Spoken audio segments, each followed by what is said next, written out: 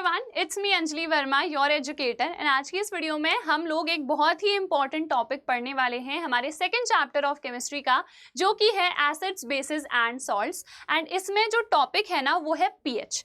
उससे पहले हम ये देखेंगे कि आखिरकार सारे ही एसिड्स में और सारे ही बेसिस में क्या चीज कॉमन होती है। तो देखो, वैसे तो मैंने स्टार्टिंग में इंट्रोडक्शन में ही आप लोगों को बता दिया था, बट स्टिल इसको एक बार रिवाइज कर लेते हैं। What do all acids and all basis have in common. तो अगर हम बात करें एसिड्स की, ठीक है, तो एसिड्स में जो कॉमन चीज होती है वो H+ आयन होता है, ठीक है। सिर्फ हाइड्रोजन नहीं, H+ आयन। जैसे कि यहाँ पर एक एक्टिविटी है हमारी एनसीईआरटी में, देखो इसमें हम लोग क्या करते हैं, वी टेक अ बीकर, ठीक है, उसके बाद हम एक रबर कॉर्क लेते हैं, उसमें 2 आयरन की नेल्स इंसर्ट करते हैं, देन वायर्स से कनेक्ट करते हैं एक बैटरी और एक बल्ब। उसके बाद यहाँ पर कुछ हम सॉल्यूशंस लेते हैं, जैसे डाइल्यूट हाइड्रोक्लोरिक एसिड का सॉल्यूशन लिया है। इसके अलावा हम यहाँ पर डाइल्यूट सल्फ्यूरिक एसिड का भी सॉल्यूशन लेते हैं। We also take glucose and alcohol. अब ग्लूकोज का फॉर्मूला क्या होता है, C6H12O6। अल्कोहल का C2H5OH। हमने यहाँ पर इथाइल अल्कोहल ले लिया है। तो देखो इन दोनों में भी हाइड्रोजन प्रेजेंट है, बट जब हम इनके एक्वस सॉल्यूशंस लेते हैं तो उस केस में क्या होता है, उन एक्वस सॉल्यूशंस में H+ आयन फॉर्म नहीं होता है, H+ आयन रिलीज नहीं होता है, जिसकी वजह से यहाँ पर ये जो बल्ब है ना ये ग्लो नहीं करेगा। बल्ब ग्लो कब करेगा, जब इलेक्ट्रिसिटी कंडक्ट होगी। इलेक्ट्रिसिटी कब कंडक्ट होगी, जब आयन फॉर्मेशन होगा। तो इन दोनों केस में आयन फॉर्मेशन नहीं होता है, H+ आयन रिलीज नहीं होता है, जिसकी वजह से ये बल्ब भी ग्लो नहीं करता है, जो कि ये बता रहा है कि कोई आयन फॉर्मेशन नहीं हुआ, इसीलिए कोई इलेक्ट्रिसिटी कंडक्शन भी नहीं हुआ। जबकि अगर हम HCl और H2SO4 के केस की बात करें तो उस केस में जो बल्ब है वो ग्लो करेगा, क्योंकि दोनों ही केस में H+ आयन फॉर्म हुआ।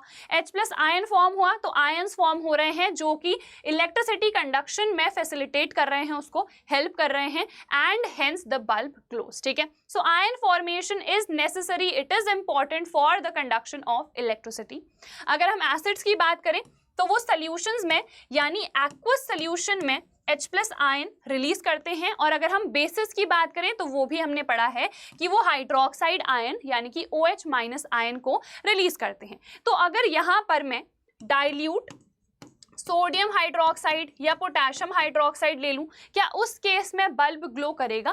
बिल्कुल करेगा, क्योंकि उस केस में भी आयन फॉर्मेशन हो रहा है। तो आई होप ये सिंपल सा बेसिक सा कॉन्सेप्ट आपका क्लियर हो गया है। अब हम आ जाते हैं पीएच के कॉन्सेप्ट पे। अब ये पीएच होता क्या है, इस तरीके से इसको हम लिखते हैं। पीएच को हम पोटेंस हाइड्रोजन भी कहते हैं, ठीक है। अब यहाँ पर पोटेंस का मतलब क्या है, पोटेंशियल एनर्जी टर्म सुना होगा 9th की फिजिक्स में। पोटेंशियल एनर्जी यानी कि एनर्जी है वहां पर, ठीक है। स्ट्रेंथ है, तो यहाँ पर भी हम हाइड्रोजन की स्ट्रेंथ देखते हैं, हाइड्रोजन आयन की स्ट्रेंथ देखते हैं कि कितनी है, ठीक है। सो पीएच स्केल क्या होता है, एक ऐसा स्केल जिसकी हेल्प से हमें पता चलता है कि हाइड्रोजन आयन का कितना कॉन्सेंट्रेशन है, and we can easily compare the acids and bases. देखो हम लोगों ने सबसे पहले ना सिर्फ एक टर्म पढ़ा था स्टार्टिंग ऑफ द चैप्टर में, विच वॉज इंडिकेटर। इंडिकेटर क्या करता है, इंडिकेट करता है, हमें ये बताता है कि कोई भी सब्सटेंस एसिडिक है या बेसिक है। अब एसिड्स भी तो बहुत टाइप के हो सकते हैं ना, कुछ स्ट्रॉन्ग होंगे कुछ वीक होंगे, हमें कैसे पता चलेगा कौन सा स्ट्रॉन्ग है कौन सा वीक है, ठीक है। तो वो हमें पीएच स्केल बताता है, क्योंकि जो स्ट्रॉन्ग एसिड होता है उसमें हाइड्रोजन आयन का कॉन्सेंट्रेशन ज्यादा होता है, जो वीक होता है उसमें हाइड्रोजन आयन का कॉन्सेंट्रेशन कम होता है। तो पीएच स्केल में भी अलग अलग पीएच वैल्यू पे अलग अलग कलर आता है, जिसकी हेल्प से हम इजीली स्ट्रॉन्ग एसिड और वीक एसिड को डिफरेंशिएट कर सकते हैं। Same goes for the basis also. Clear हो गया, ठीक है। तो pH scale is used for measuring hydrogen ion concentration in any solution. जो पी लिखा है यहाँ पर पीएच में, उसका मतलब होता है पोटेंस, जिसका मतलब है पावर या फिर स्ट्रेंथ। पीएच एक ऐसा नंबर होता है जो इंडिकेट करता है एसिडिक या फिर basic nature of a solution, ठीक है। और ये जो पीएच स्केल है ना, इसमें नंबर कहाँ से कहाँ तक होते हैं, सो 0 से 14 तक होते हैं, ठीक है। अगर मैं पीएच की बात कर रही हूं तो पीएच तो क्या है, एक नंबर है, बट पीएच स्केल की अगर मैं बात करूंगी तो वो प्रॉपर एक स्केल है। 0 to 14 तक का, विच मीन्स ये 14 पॉइंट स्केल है। समझ में आ गया? पीएच क्या है? एक पर्टिकुलर वैल्यू है, एक पर्टिकुलर नंबर है। पीएच स्केल एक 14 पॉइंट स्केल है। समझ में आ गया? तो यहाँ पर 0 से 14 तक वैल्यूज आती हैं और बीच में एक नंबर ऑब्वियसली 7 भी आएगा। ये 7 इंपॉर्टेंट है क्योंकि 7 वैल्यू न्यूट्रल सोल्यूशन की होती है, यानी कि ये ना ही एसिडिक होगा ना ही बेसिक होगा, ये न्यूट्रल रहेगा। ठीक है, उसके बाद 0 से 7 के बीच में आएगा 1 2 3 4 5 एंड 6। 7 से नीचे और 0 से ज्यादा, विच मीन्स 0 to 7 जो भी नंबर आता है ना वो एसिडिक सोल्यूशन को डिनोट करता है। ठीक है, उसके अलावा यहाँ पर 8 9 10 11 12 13 एंड 14। 7 से ज्यादा और 14 से कम, विच मीन्स 7 to 14 की रेंज में ऑब्वियसली, विच मीन्स क्या होगा? बेसिक होगा सोल्यूशन।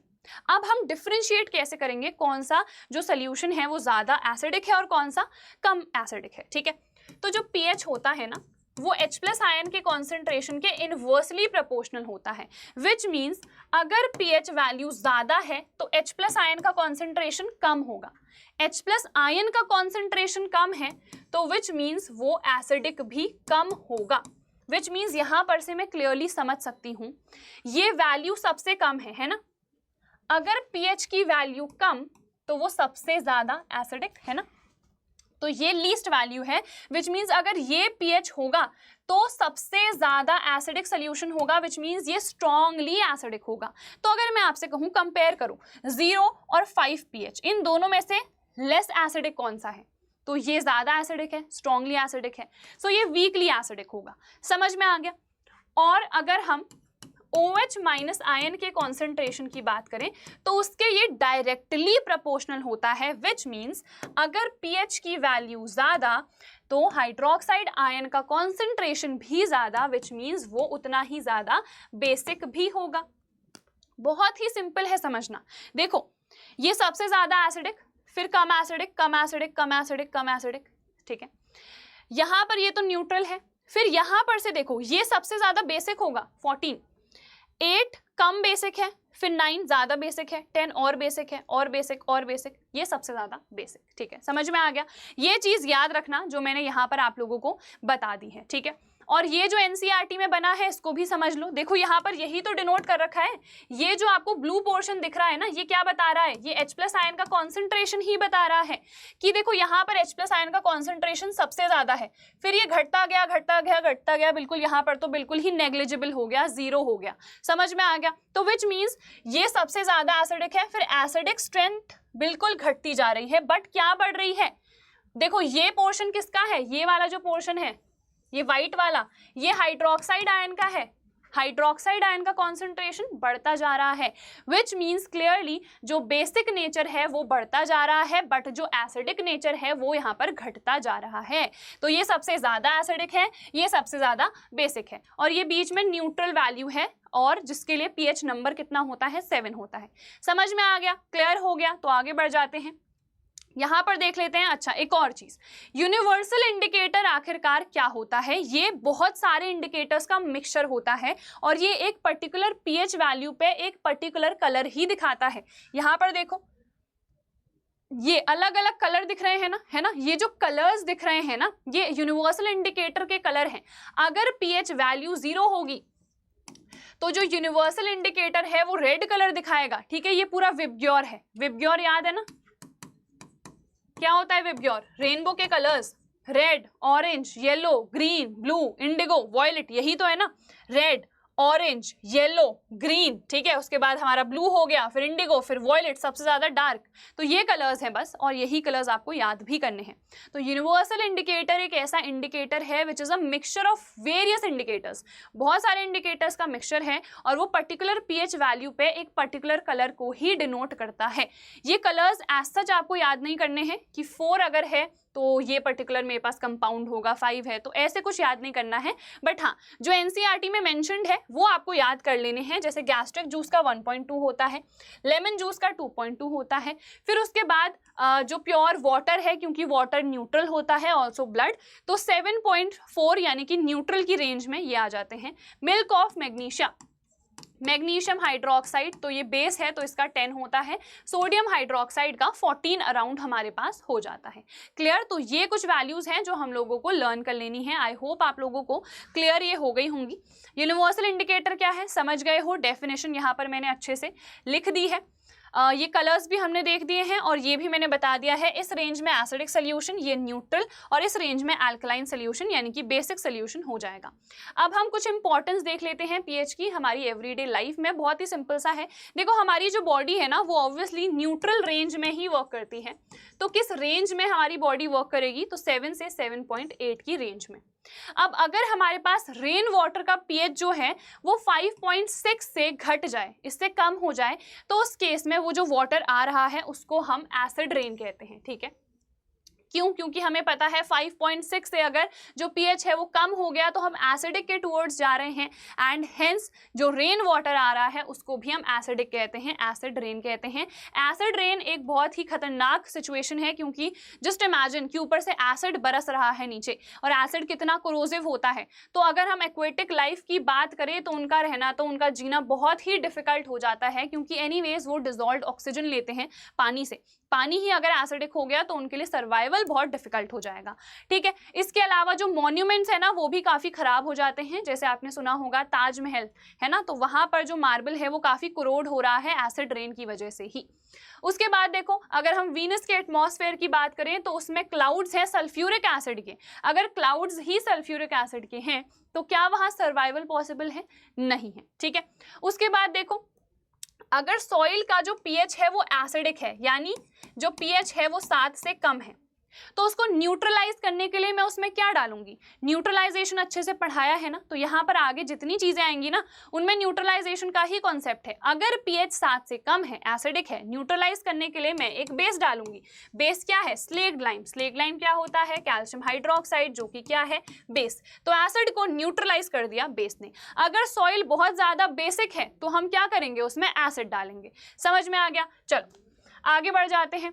अब हमारे पेट में बहुत बार एसिडिटी हो जाती है। आपको तो अभी इस एज में नहीं होती होगी, बट हाँ जो आपके बड़े बुजुर्ग हैं या मम्मी पापा हैं उनको एसिडिटी हो जाती होगी। वैसे हमारी भी शुरू हो ही चुकी है। ठीक है? तो कई बार ऐसा होता है ना कि हम बहुत बेकार सी चीज़ें भी खा लेते हैं। कई बार हम सिर्फ एसिड ही लेते हैं, जैसे दही ले लिया, दूध ले लिया, इसके अलावा फ्रूट्स ले लिया और कुछ नहीं खाया, तो एसिडिटी हो जाती है। क्यों होती है? क्योंकि आपको पता है हमारे स्टमक में फूड डाइजेस्ट कराने के लिए हाइड्रोक्लोरिक एसिड ऑलरेडी प्रेजेंट रहता है, गैस्ट्रिक जूसेस प्रेजेंट रहते हैं।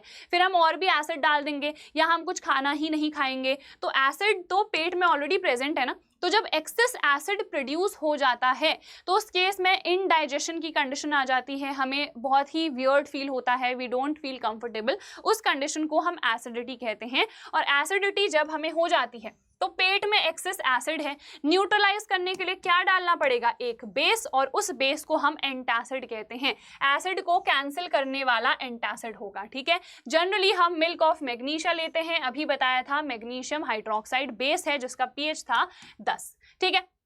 उसके बाद देखो हमारे मुंह में भी एसिड प्रोड्यूस होता है। ठीक है? भले ही उतना कोरोसिव नहीं है बट एसिड प्रोड्यूस डेफिनेटली होता है। हमारे जो माउथ का पीएच है ना 5.5 से अगर कम चले जाता है तो दांत सड़ने लग जाते हैं, क्योंकि वो एसिड हमारे दांतों में अटैक कर रहा होता है, एंड हेंस इसी चीज को हम टूथ डिके कहते हैं। देखो हमने कोई भी चीज खाई, अब जैसे ही हमने कोई चीज खाई है हमारे मुंह में बैक्टीरियाज हैं जो उसको डिकम्पोज करा रहे हैं। अब वो खाना डिकम्पोज कैसे करेंगे? when they will produce acid। ठीक है? they will produce acid, तो क्या होगा? एसिडिटी की कंडीशन आएगी। ठीक है? अब टूथ में जब एसिडिटी हो रही है, एसिड प्रोड्यूस हो रहा है, तो उसकी वजह से जो हमारा टूथ इनेमल है वो कोरोड होना स्टार्ट हो जाएगा, और ये जो कोरोजन हो रहा है टूथ डिके का, टूथ का, उसी को टूथ डिके बोल देते हैं। ठीक है? So the degradation of sugar and the food particles, इन्हीं की वजह से क्या होता है? एसिड प्रोड्यूस होता है, और जो एसिड प्रोड्यूस होता है वो हमारे दांतों को कोरोड कर देता है। ठीक है? समझ में आ गया? तो ये भी वही चीज है, मुंह में एसिड प्रोड्यूस हो रहा है तो न्यूट्रलाइज करने के लिए ऑब्वियसली हमें बेस लेना पड़ेगा, और वो बेस क्या होता है? Toothpaste. Toothpaste which means nature में क्या है? That is basic. फिर जो हमारा टूथ इनेमल है वो किसका बना है? सो कैल्शियम फोस्फेट का बना हुआ है, and this is the strongest substance of our body. Question पूछा जा सकता है क्या होता है हमारे बॉडी का स्ट्रॉन्गेस्ट हार्डेस्ट सब्सटेंस? वो है कैल्शियम फोस्फेट। ठीक है? और ये नेचर में क्या होता है, ये नेचर में बेसिक होता है कैल्शियम फोस्फेट, बिकॉज ये एक सॉल्ट है। क्वेश्चन आ जाता है कि ये जो सॉल्ट है बेसिक है, एसिडिक है, एम्फोटेरिक है, क्या है, so this is basic in nature. फिर देखो अगर मक्खी काट लेती है तो अगेन खुजली होने लगती है, दाना हो जाता है। क्यों होता है? क्योंकि वो एसिड रिलीज कर रही हैं। एसिड अगर रिलीज हो गया है न्यूट्रलाइज करने के लिए, बताओ अब तो लर्न हो गया होगा, क्या लेंगे, बेस। तो बेकिंग सोडा ले सकते हैं, क्योंकि बेकिंग सोडा भी क्या होता है, NaHCO3, ये भी हमारे पास नेचर में बेसिक होता है। टूथपेस्ट भी लगा सकते हो, रिलीफ इसीलिए तो मिल रहा है ना, क्योंकि BI एंटाई काट दिया, फॉर्मिक एसिड रिलीज कर दिया, ठीक है। Formic acid, methanoic acid release हो गया तो हमें बहुत ही वियर्ड फील होने लग गया, इचिंग होने लग गई, तो हमने क्या करा, हमने टूथपेस्ट लगा दिया, बेस लगा दिया, तो बस न्यूट्रलाइज हो गया वो एसिड, ठीक है।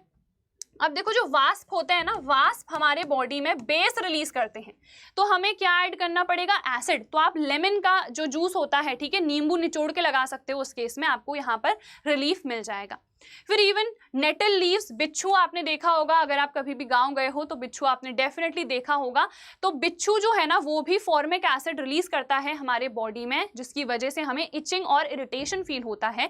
इवन नेचर में ना इसका जो क्या कहते हैं हम क्योर है ना, वो भी गिवन है कि इसी के पास आपको डॉग प्लांट मिलेगा, जो कि कुछ इस तरीके से दिखता है। This is the dog plant, ये है बिच्छू, ठीक है। इसको न्यूट्रलाइज कराने के लिए आपको डॉग प्लांट भी पास में ही मिलेगा, तो इसको लगा दोगे, ये होता है नेचर में बेसिक, तो हमारा जो भी एसिड है वो न्यूट्रलाइज हो जाएगा, तो इरिटेशन भी गायब, ठीक है। चलो अब कुछ एसिड्स हैं जो हमें लर्न करने हैं, जल्दी से कर लेते हैं।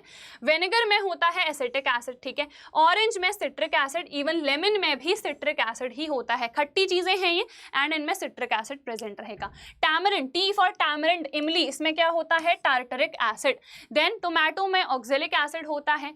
जो सार मिल्क है, कर्ड है, उसमें लैक्टिक एसिड होता है। लैक्टोज टॉफी आती थी, मिल्क वाली टॉफी, वहां से आप याद कर सकते हो। इन दोनों में मेथनोइक एसिड, जिसको हम फॉर्मिक एसिड भी कहते हैं, ये प्रेजेंट रहता है, और अभी मैंने आपको ऑलरेडी ये बता दिया था। तो हमने कॉन्सेप्ट अच्छे से समझ लिया है। एनसीईआरटी इन टेक्स्ट कुछ क्वेश्चंस गिवन हैं, उनको हम लोग जल्दी से देख लेते हैं। You have two solutions A and B. pH of solution A is 6 and pH of solution B is 8.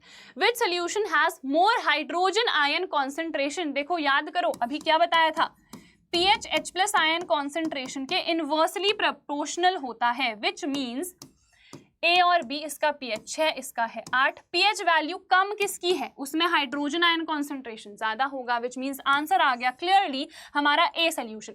A solution में हाइड्रोजन आयन कॉन्सेंट्रेशन ज्यादा है, विच मीन्स ये ज्यादा एसिडिक है नेचर में, ठीक है। विच ऑफ दीज होगा actually is acidic and which one is basic, ठीक है। तो ये एसिडिक है, और इसका pH क्या है, इसका pH है हमारे पास 7 से ज्यादा, तो B वाला ऑब्वियसली क्या होगा, बेसिक। तो A वाला एसिडिक और B वाला बेसिक, ठीक है। बहुत ही सिंपल सा क्वेश्चन था। Next, What effect does the concentration of H plus aqueous ions have on the nature of the solution? तो अभी हमने देखा था H plus ion का जो concentration है that makes any solution more acidic.